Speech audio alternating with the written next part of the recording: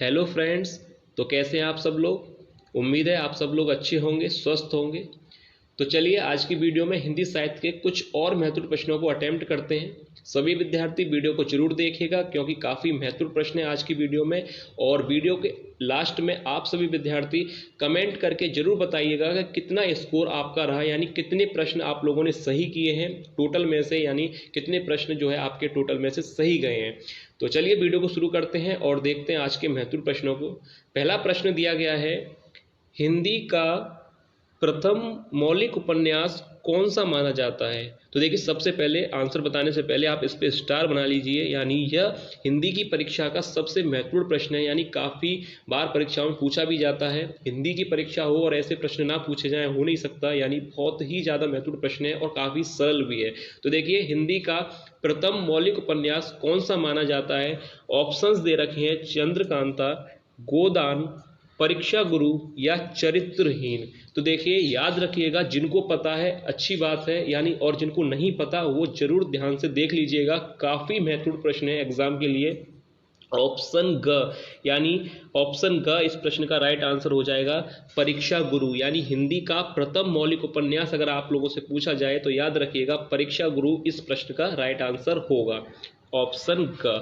अब इसके बाद देखिए सेकंड यहाँ पर प्रश्न दिया गया है, श्री जैनेन्द्र कुमार का उपन्यास है, यानी गोदान, बाण भट्ट की आत्मकथा, त्यागपत्र या मृगनयनी। तो देखिए ये काफ़ी सरल है प्रश्न, यानी गोदान आप जानते उपन्यास तो है पर मुंशी प्रेमचंद जी का है। बाण भट्ट की आत्मकथा ये भी नहीं होगा।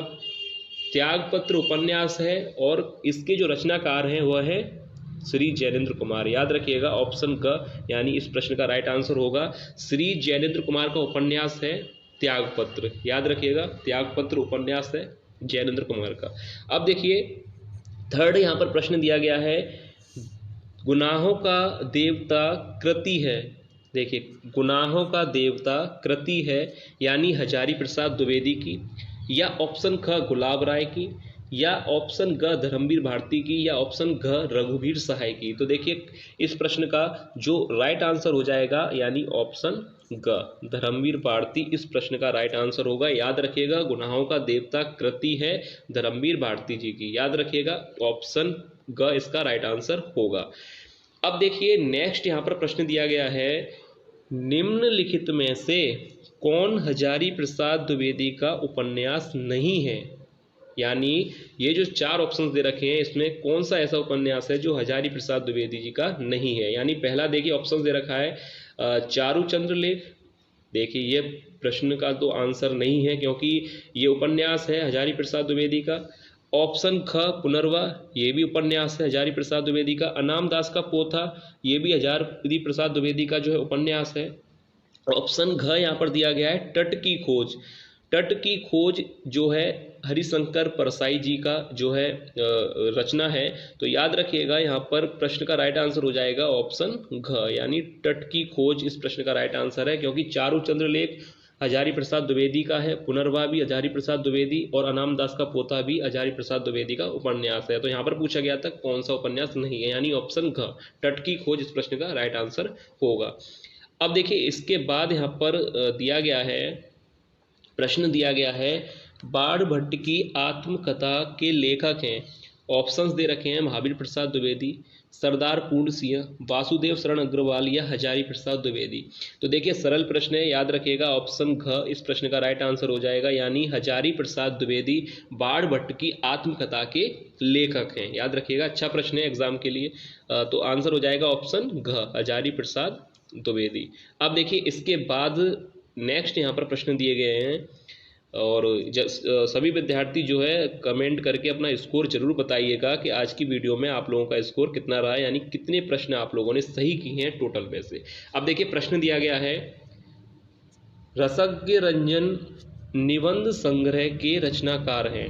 यानी रसज्ञ रंजन जो निबंध है कि रचनाकार कौन है, हरिशंकर परसाई, या ऑप्शन ख डॉक्टर संपूर्णानंद, या ऑप्शन ग आचार्य महावीर प्रसाद द्विवेदी, या ऑप्शन घ हजारी प्रसाद द्विवेदी। तो देखिए रसज्ञ रंजन निबंध के जो रचनाकार हैं, यानी ऑप्शन ग इसका राइट आंसर हो जाएगा आचार्य हजारी प्रसाद द्विवेदी। याद रखिएगा रसज्ञ रंजन के जो रचनाकार हैं वह है आचार्य महावीर प्रसाद द्विवेदी। याद रखिएगा ऑप्शन का आचार्य महावीर प्रसाद द्विवेदी इस प्रश्न का राइट आंसर होगा।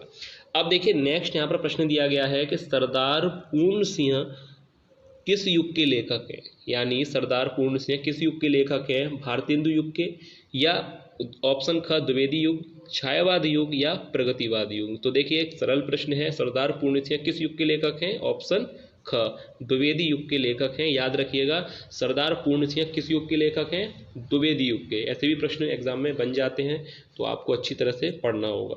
अब देखिए नेक्स्ट यहाँ पर प्रश्न दिया गया है, देखिए कितना अच्छा प्रश्न है।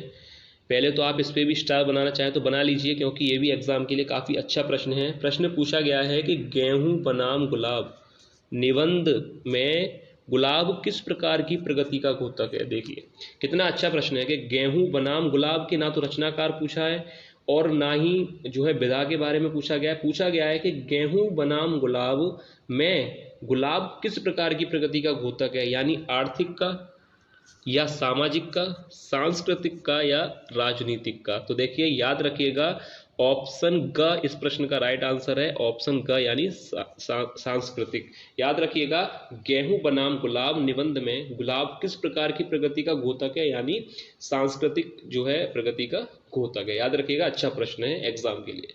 अब देखिए नेक्स्ट यहाँ पर प्रश्न दिया गया है, राष्ट्र का स्वरूप निबंध के लेखक हैं। ऑप्शंस दे रखे हैं वासुदेव शरण अग्रवाल, ऑप्शन ख सरदार पूर्ण सिंह, या ऑप्शन ग कन्हैया लाल मिश्र प्रभाकर, या ऑप्शन घ अज्ञे। तो देखिए इस प्रश्न का जो राइट आंसर है ऑप्शन क यानी वासुदेव शरण अग्रवाल इस प्रश्न का राइट आंसर होगा। राष्ट्र का स्वरूप निबंध के लेखक हैं वासुदेव शरण अग्रवाल। अब देखिए यहाँ पर नेक्स्ट यहाँ पर प्रश्न दिया गया है, प्रश्न यहाँ पर दिया गया है कि निबंध विधा का सर्वाधिक विकास हुआ, यानी निबंध विधा का सर्वाधिक विकास हुआ। ऑप्शंस दे रखे हैं द्विवेदी युग में, छायावाद युग में, या भारतेंदु युग में, या छायावादोत्तर युग में। तो देखिए जो भी विद्यार्थी वीडियो को कंप्लीट देखते हैं, यानी अब तक जो है जितनी भी वीडियो अपलोड की गई हैं हिंदी साहित्य से संबंधित, जो भी विद्यार्थी कंप्लीट देखते हैं उनको पता है कि हर वीडियो में एक प्रश्न जरूर ऐसा दिया जाता है जो आप लोगों को करना होता है, यानी उसका आंसर आप लोगों को कमेंट करके बताना होता है।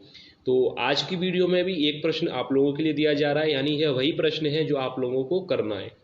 इस प्रश्न का राइट आंसर आप लोग कमेंट में बताइएगा कि निबंध विधा का सर्वाधिक विकास किस युग में हुआ था। 4 ऑप्शन दे रखे हैं, सही आंसर आपको कमेंट करके बताना है।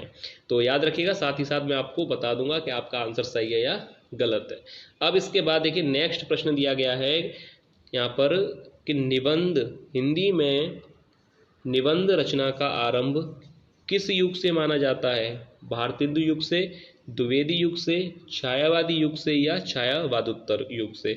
तो देखिए हिंदी में निबंध रचना का आरंभ किस युग से माना जाता है, अगर ये प्रश्न आता है तो याद कर लीजिए ऑप्शन क यानी भारतेंदु युग। ऑप्शन पहला ही इसका सही हो जाएगा, भारतेंदु युग। याद रखिएगा, एक बार मैं फिर से बता दूं, ऑप्शन पहला ही इसका राइट आंसर हो जाएगा, भारतेंदु युग। याद रखिएगा अच्छा प्रश्न है, आ सकता है एग्जाम में। तो किस युग से जो है आरंभ माना जाता है, भारतेंदु युग से। अब देखिए नेक्स्ट यहाँ पर प्रश्न दिया गया है कि कालिदास की निरंकुशता के रचनाकार हैं। ऑप्शंस दे रखे हैं महावीर प्रसाद द्विवेदी, बालकृष्ण भट्ट, आचार्य रामचंद्र शुक्ल, या नंद दुलारे वाजपेयी। देखिए कितना अच्छा प्रश्न है। तो इस प्रश्न का राइट आंसर हो जाएगा ऑप्शन क यानी महावीर प्रसाद द्विवेदी। याद रखिएगा, अगर ये प्रश्न आप लोगों से एग्जाम में पूछा जाए तो ऑप्शन का इस प्रश्न का राइट आंसर हो जाएगा महावीर प्रसाद द्विवेदी। तो ये था आज की वीडियो का लास्ट प्रश्न, और उम्मीद है आप लोगों को आज की वीडियो पसंद आई होगी, आज के प्रश्न आप लोगों को अच्छे लगे होंगे। और वीडियो की स्टार्टिंग में मैंने आप लोगों से कहा था कि वीडियो के एंड में आप लोगों को कमेंट करके बताना है कि आपका स्कोर कितना रहा, यानी टोटल में से कितने जो है प्रश्न आप लोगों ने सही किए हैं। और एक प्रश्न आप लोगों के लिए दिया गया है, उसका भी आंसर आपको कमेंट करके बताना है। अगर आपको वीडियो पसंद आई है तो लाइक जरूर कीजिए और चैनल को सब्सक्राइब जरूर कर लीजिएगा, क्योंकि ऐसे ही महत्वपूर्ण MCQ इस चैनल पर जो है कराए जाते हैं। आप लोगों को हैंड रिटन नोट्स भी जो है कुछ समय बाद दिए जाएंगे। तो आप चैनल से जुड़ जाइएगा, और अगर आप लोगों को वीडियो पसंद आई है तो लाइक जरूर कीजिएगा। चलिए मिलते हैं नेक्स्ट वीडियो में ऐसे ही और महत्वपूर्ण प्रश्नों के साथ। तब तक आप लोग अपनी तैयारी अच्छी तरह से करते रहें।